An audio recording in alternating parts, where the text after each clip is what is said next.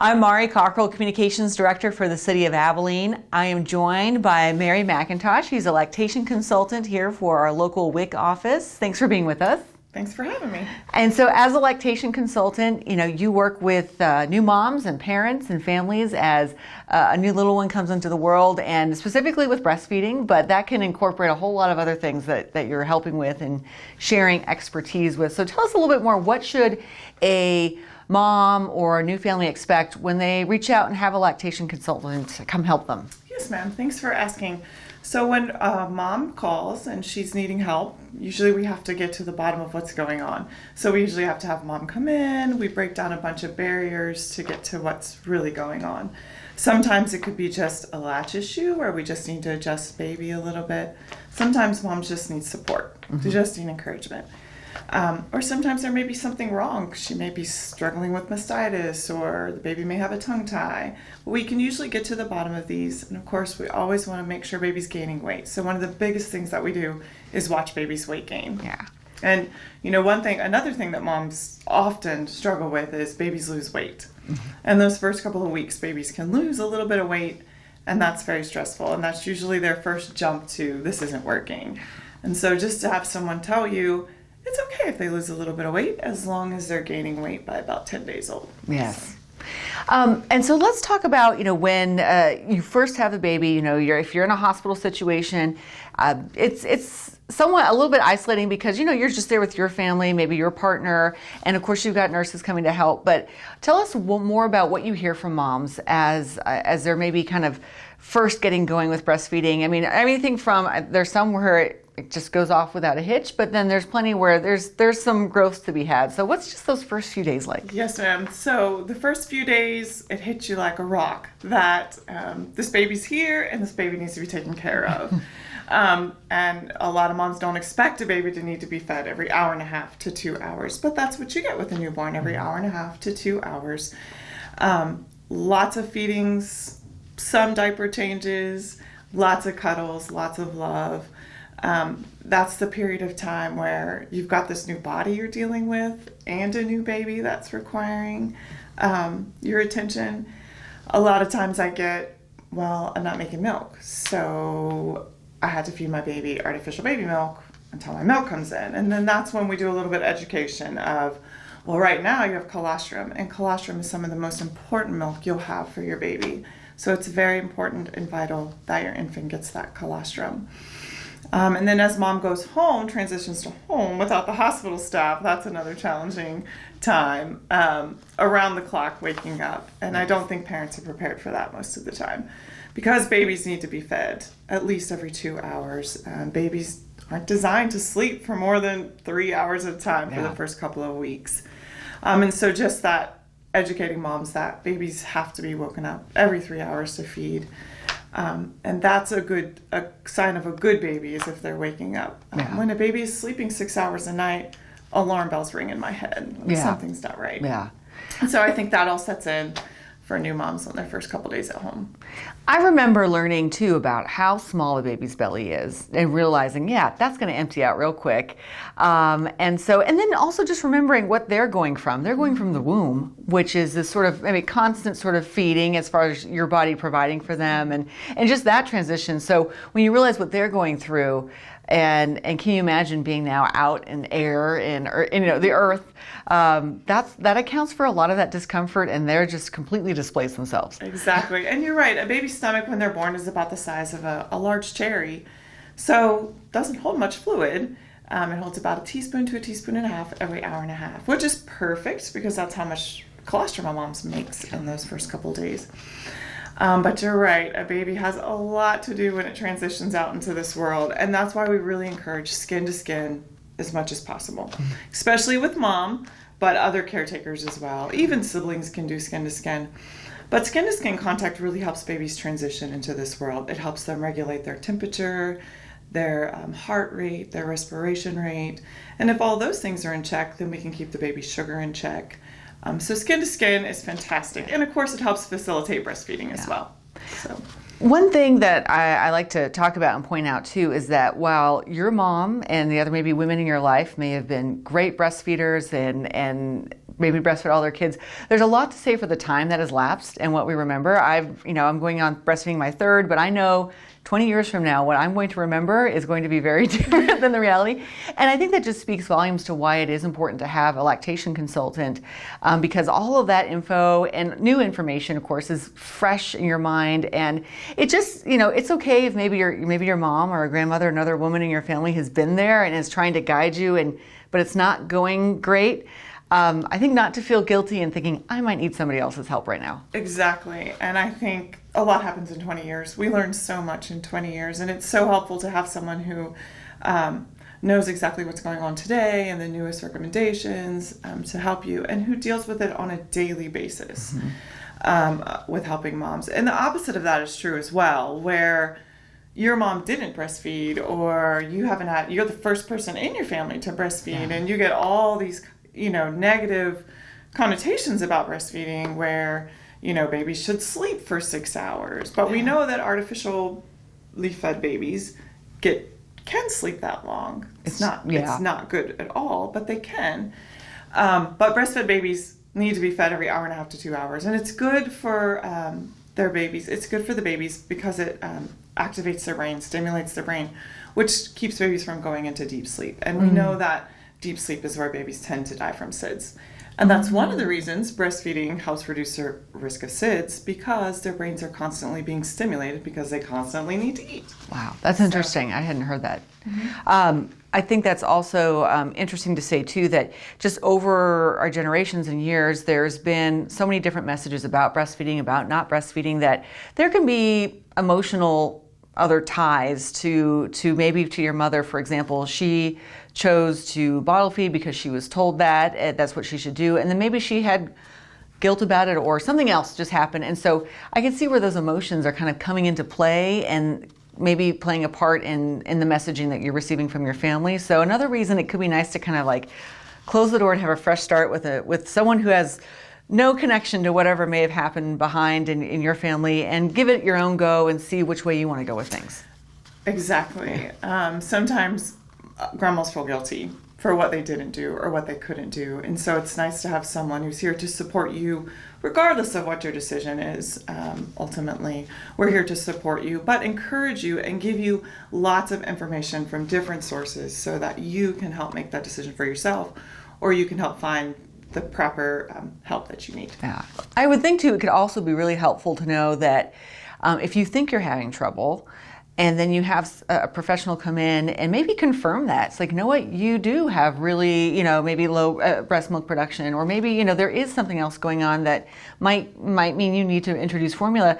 It could be a real relief for someone to hear and know, like, hey, okay, I've done my best here, and it's okay that we're maybe going to go a different route. Exactly. And it's great because, mom may be struggling with this, and she may not know where to get help. Mm-hmm. And of course you deal with that every day. And so just to have someone say, hey, like, I understand what you're going through, and we're going to work through it together, and we're going to get you on the right track and on the right road. Yeah. Yes. Let's talk a little bit about when you do decide, maybe I want to reach out to have some additional help from a lactation consultant. When you call the number or text the hotline, just what can you expect? Who will answer the phone, and what are those steps like? So there's lots of different hotlines. If you call, the Hendricks has a hotline, and you'll get one of the lactation consultants, or you may get like what they call a warm line, which is where you leave a message and somebody calls you back.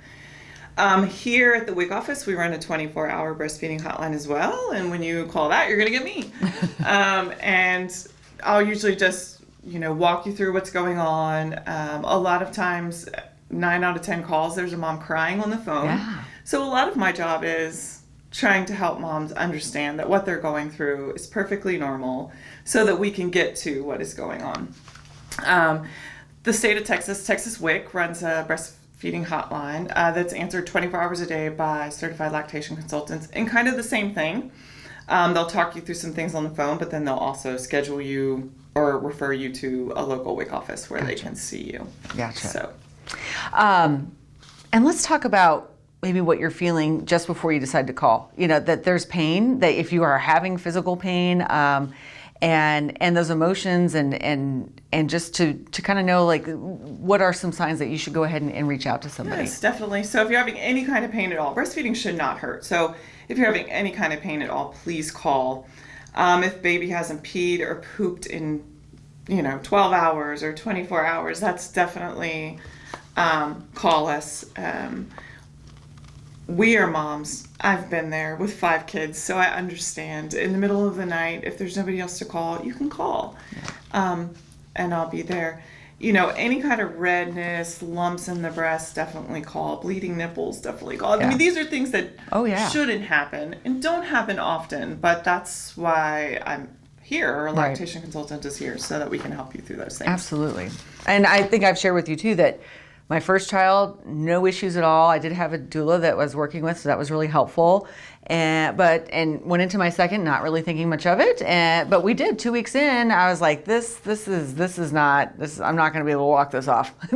My toes should not be curling with the pain but yeah, I realized I needed some help, and we were able to get things back on track. But even for me having breastfed for 19 months with my first, I had a point thinking I might have to go, I don't know what's going on, we just have to go to formula, but we worked it out. And sort of same thing here with my third. I knew earlier on though when it was hurting, I'm like, we're going to get this. I'm not going to go that long. And again, you work it out. And I think sort of the nice sort of silver lining here is that once you get through this sort of working through your body and getting things going, then breastfeeding does become very easy and convenient.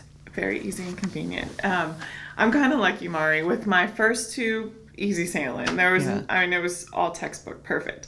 And then baby 3 comes along. He was born at 36 weeks, and he couldn't latch at all. I mean, we were just struggling with him, and he was losing weight. And everybody's like, "You've got to give him formula. You've got to get him formula." And I was like, "No, we will not do that. We will not go that route."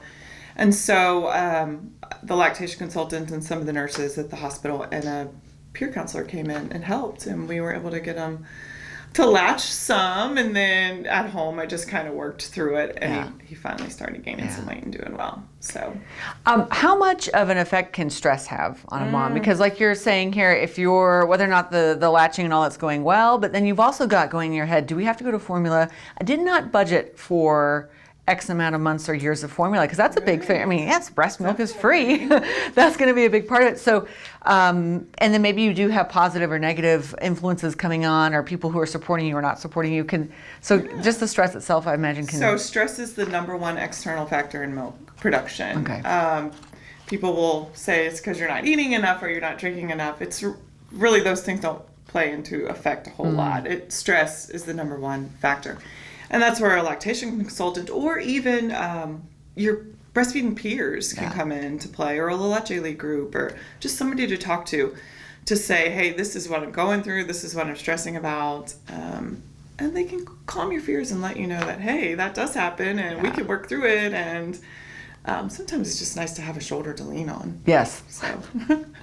And just also get some tips on like how are you covering, and when you're out in public, I'm like, how am I supposed to get this baby? I can't even go out to grab a burger or something, And everybody's staring at me when I'm out there. How do you handle that? And those kind of things. It's just nice to have somebody who's been there and can help walk you through those things. So.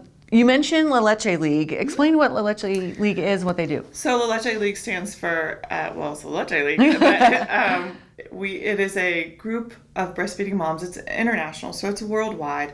We have a group here in Abilene, and it's just moms that get together, bring their kids and their babies, and they just talk about breastfeeding. They talk about things that go along with breastfeeding and raising children and raising infants. And so it's just kind of like a mom's group. Yeah. Really, that is in the same kind of point in life. Yeah. And so it's nice to have that. We do have a group here in Abilene. I just happen to be the leader. Yeah. Right now we don't have, because of COVID, we don't have meetings. Also our meeting place was damaged. So we're waiting kind of on that to get done, and COVID to get done, and all this stuff before we start meeting again. Yeah. But let's talk a little bit about now. So you've kind of gotten the swing of things, you've gotten things going, but for some moms, they may have now the issue of going back to working outside of the home. So you're going to think about pumping. Mm-hmm. Maybe that's, I know that's been the course that I've taken. So talk to us a little bit about what you can do to help moms as they start out in a new pumping reality. So pumping is always a challenge, especially if you hadn't started at the beginning, because pumping is a mental thing, and so you have to train your brain to let down to your pump. Yes. So I don't usually recommend pumping in the beginning, but if you know you're going to have to go back to work, it's nice to pump once or so a day so that your brain can get used to that. Always recommend start pumping maybe 4 or 5 weeks before you go back, just to start storing up. But don't stress about it. It's not something that you have to have 102 ounces of milk stored in the freezer. You're going to be able to pump at work. Pumps, you can always call a lactation consultant or your friends to ask about a pump, what kind they like. How to use it. I'm more than happy to show anyone how to use a pump. Yeah. How to store your milk, all of those things. In the state of Texas, we have lots of laws that protect working moms. They have the right to take a break to pump their milk without being docked for that.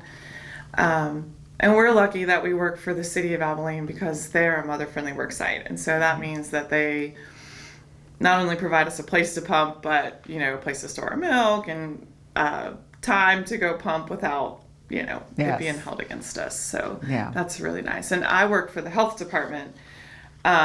We're a mother-friendly work site as well, but WIC is allowed to bring their babies to work until 6 months old. So that's really nice as well. That is nice. And so also I was going to say, along with, maybe being an employer and you're looking to make sure that you're as accommodating or as friendly as possible with, I think it's really interesting, or I found that it's nice maybe to even just speak with the mom and see how they would like to set things up too, because here we have this lactation room. This is actually where we are, the city's lactation room at City Hall. So if you are visiting City Hall for council meeting or whatnot, you need a place, anyone can come down here. But I know, like for myself, I prefer just to go ahead and close the door to my office and do that in my office, and then that way I can also be on the computer and get some things done. So I think as employers know, it might be nice just to have a conversation and ask, hey, how is this good for you? Would you prefer just to be in your office or what works? I think it's good to go to your employer and say, hey, this is what I want to do. This is what I want to provide for my baby, and hopefully your employer is supportive and will want to support you and giving your baby the best while you're at work. Yeah. But working with them to determine when can you pump, what is the best time, where, how, those kind of things. And you're probably the expert at that more than me, because you come to work and you do that. So. Well, it's interesting. I was going to say too that with all 3 kids, I've tried to pump a little bit before, and I'm terrible at pumping at home just because I'm on the schedule of the baby eating. And so I'm like, you have to kind of create more demand so that you can get an extra feeding in there so that you can do the pumping. So I'm really bad and lazy at that. So I will say with all 3 kids, going back to work, I haven't gone back to work with more than a day, maybe 2 days worth of milk in the freezer. That's really good to know. I think that'll be encouraging to yes, lots of moms. Because I've seen so many posts, and women, maybe their freezer broke, their freezer broke, and they had to dump a bunch of the milk, and they're showing all the milk that they dumped. I was like, I have never had a stash of milk at home. I'm always pumping for just the next day. The next day. And again, like right now I got 4 bottles in the freezer. So that's, now that my baby's 10 months, that's about 2 days worth. So I'm kind of lucky right now. I'm like, yes, this is great. Woo-hoo. But yes, I've never had this huge stash at all.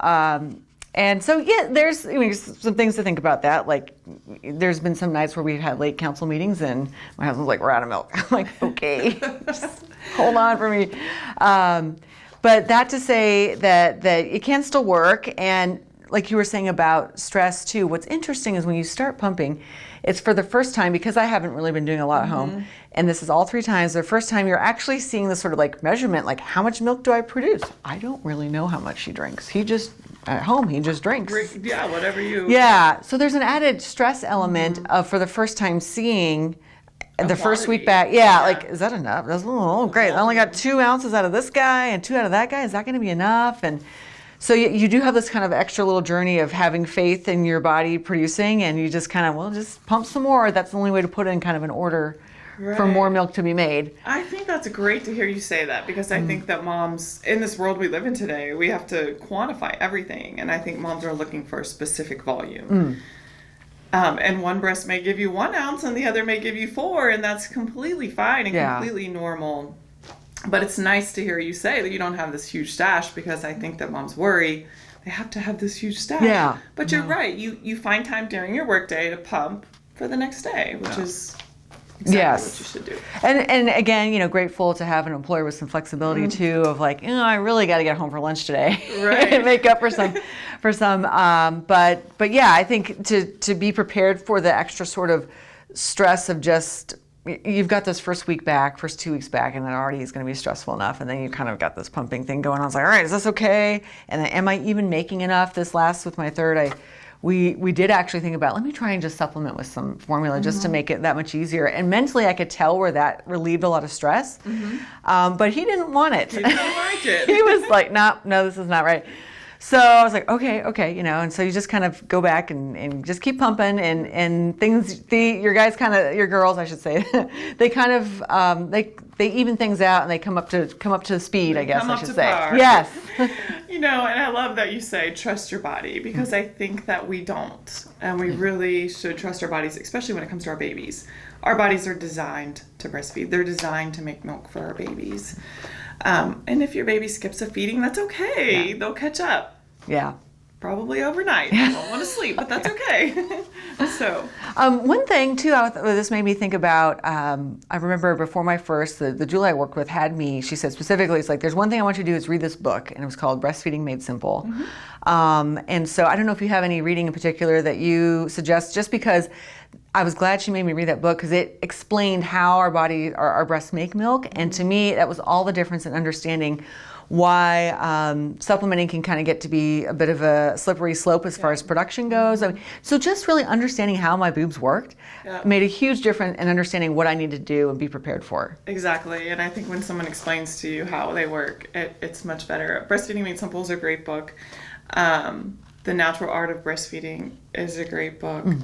Jack Newman makes a couple of great books. The Leche League has The Womanly Art of Breastfeeding, which is a great read. And it's not just about breastfeeding. It's about, all through childhood. Okay. Basically. So it's a great book. It even goes through starting solids and when you should start solids and when not to start solids and those kind of things. Yeah. So that's a great book. Yes. Okay.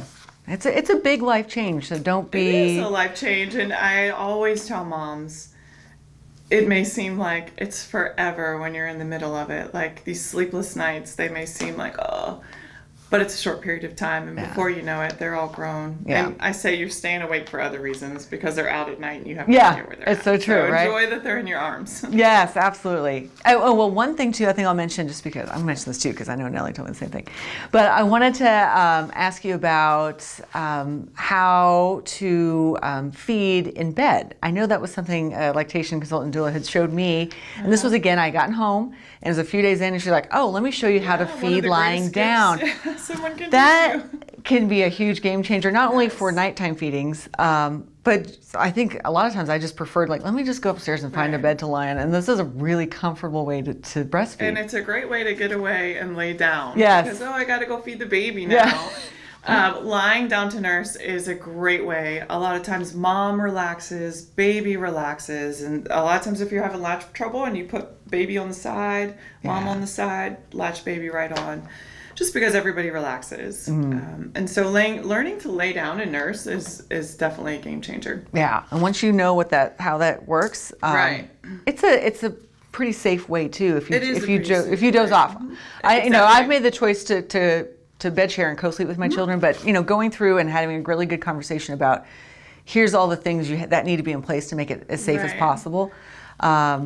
But you kind of understand why you have this sort of configuration. Exactly. And if anybody's interested in bed sharing, Dr. James McKenna and the Leche League have some great information. The Leche League has the 7 safe sleep, and it tells you how to safely sleep with your baby. Okay. Because moms and babies are designed to be together. But you're right. When they're right here in this arm, right here, they're well protected from everything. And one thing that I always tell parents is, if you're going to get up in the middle of the night and feed, don't do it in a recliner or on a couch, because that is where a lot of babies suffocate. Yes. More so on a recliner and a couch. The bed is really, for breastfed babies, is one of the safest places you can be. Yes. So don't be scared off about sleeping with your baby. I just encourage you, if you do it safely in your Yes. bed, not on the couch or in a recliner. Look for the right information on it. Look for the right information. Yeah, But it's sometimes it's the only way moms and babies can get sleep. Yeah, yeah. Sleep But that feeding. was absolutely the greatest gift, because I still sleep like that with all my kids, and it's just the most comforting little position to be in, and you get so much more sleep that way too. You do, and for all those critics and people that want to give you a hard time, I don't know a single kid that went to college still sleeping with their mom. So Right, I know. they eventually do get out of your bed Yes. and stop breastfeeding. At I some know, point, right, so. right. Oh, good, very good. So let's talk about too. How long can you expect to breastfeed? Is there? I know we hear a lot about the 6 months, about exclusively breastfed, but what are we really talking about? If you really, maybe if you're not really looking down the road that far, I don't want to. So American Academy of Pediatrics recommends that you exclusively breastfeed for the first 6 months. After that, you add complementary solids and then continue breastfeeding for at least the first year, and then as long as mutually desired by mom and baby. The World Health Organization says the same thing, except for they say for at least 2 years, and then as long thereafter as mutually desirable by mom and baby. I think sometimes it's called extended breastfeeding, and that might not be the best term, but extended breastfeeding is frowned upon by a lot of the community. And I think if we educate people on that, the longer kids are breastfed, the better for mom and the better for baby, because a lot of the benefits for mom are duration dependent. So they depend upon how long mom breastfeeds.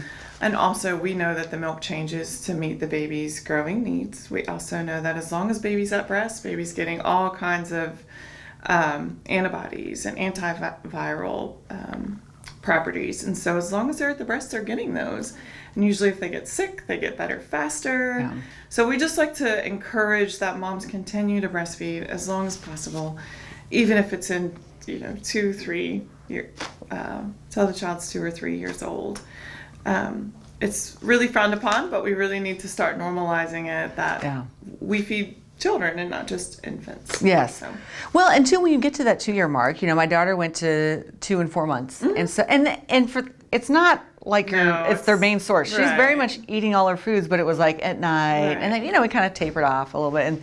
And I want to say, looking back, that I remember there being times for me where I kind of almost like I felt like my hormones kind of changed, and I was like, all right, get off of me. Yes, I'm done. This is done. And I knew that was like the end point for me. So it did feel very much like my comfort place of being like, okay, we're going to wrap this up. And you both were probably ready. Yeah. Like it wasn't abrupt for either one of you. Right, you right. Just kind of. Yeah. So I think if you're on the other end, maybe your kid is 3 or 4 and you haven't felt that, then hey, do what you want to do, kind of thing. It's not hurting me, that's for sure. Exactly, and it's not hurting baby. I think that some people think it psychologically hurts infants, but it doesn't. We find positive, like neurological behaviors from babies that do extended breastfeeding. Yeah.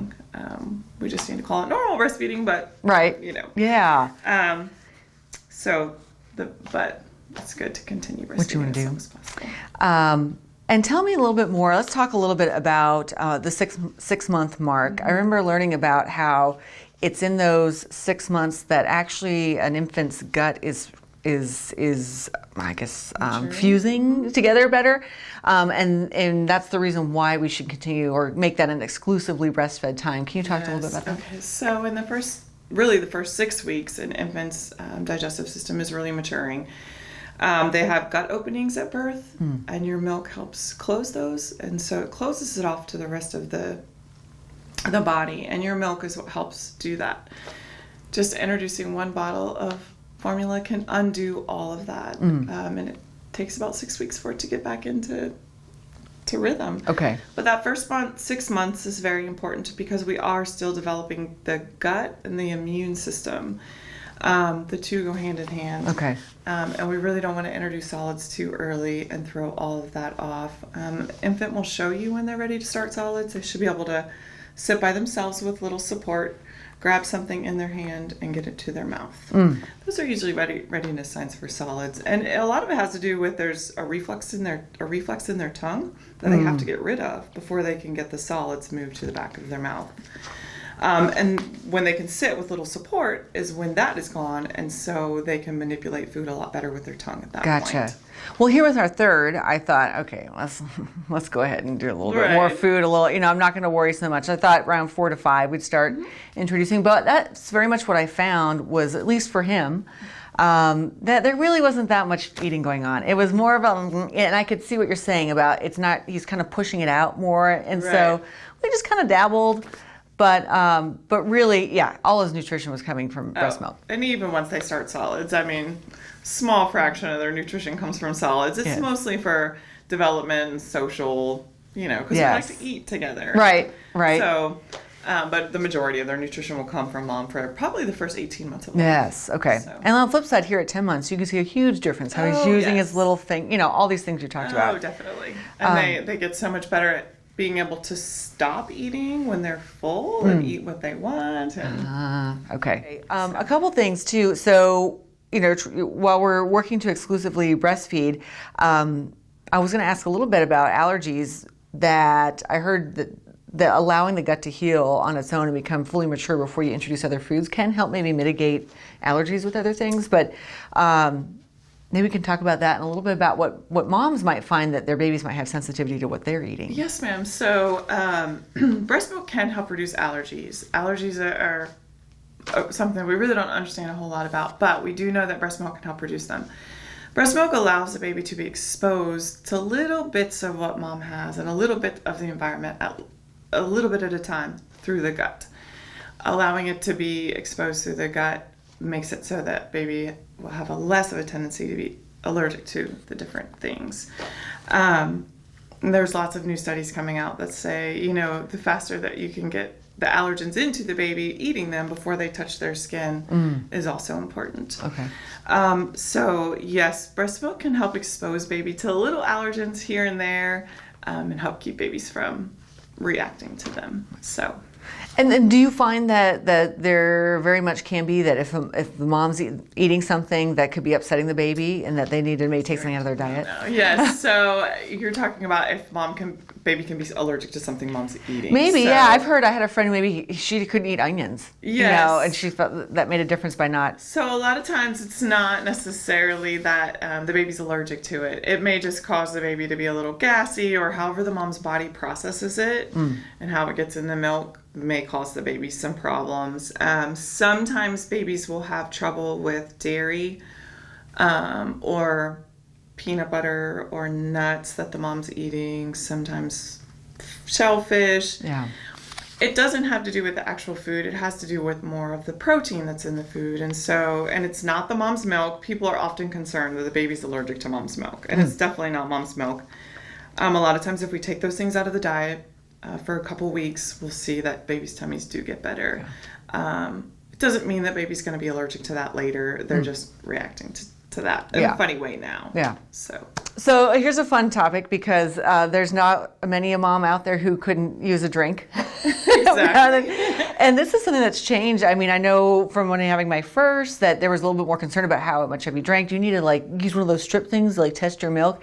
And now I understand that there's really very little concern unless you are just 3 sheets to the wind. You shouldn't really have to worry about having a glass of wine or a drink. Definitely not a glass of wine. I don't recommend the sticks at all. They have lots of false positives. The general rule of thumb is 2 hours per drink. So if you feed the baby, have your drink, and it's time to feed baby again, you're good. Okay. Alcohol is an interesting drug because it's the same in your milk as it is in your blood, and not very many drugs are like that. But alcohol is. So if you feel like you're intoxicated, your milk is probably intoxicated, and you should probably not feed baby until you feel a little bit more sober.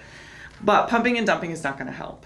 The only reason you would be pump is in case you missed a feeding. Okay. It's not like a jug of milk. You can't pump it out. Okay. Your body's actually always constantly cleaning your milk. It's just like your body's blood is constantly being filtered. Oh, okay. So the same with medicines. Yes. Most moms are often told, you have to take this, so you have to stop breastfeeding, which is generally false. Most medicines are completely fine for breastfeeding moms to take. but not all of them. Yeah. So we always ask that you call a lactation consultant or someone whose specialty is breastfeeding and breastfeeding moms. Doctors are very well-meaning, but they don't always have that information on hand. So if you call us, a lot of times when the doctor's told you not to, we can't go against the doctor, but we can give you other sources and references that say, hey, it might be okay for you to continue breastfeeding. And I could see where a doctor is probably going to err on the side of caution. Exactly. Better not than. And so, well, if anything, I will just say that I've never just dumped milk. I can't dump milk. No, it makes you want to cry. So maybe that's the reason why. I was like, this maybe we'll all sleep better. No, I'm just joking. But yeah, okay. I know for myself, I just never. It just breaks my heart to dump any milk. So I'm like, are you sure? Yeah, are you sure this really has to go? Yes. It has to be thrown out. That's why I think it's great for a mom to find her support system, her community resources, so she knows where to call, she knows who to call. For anything, I mean,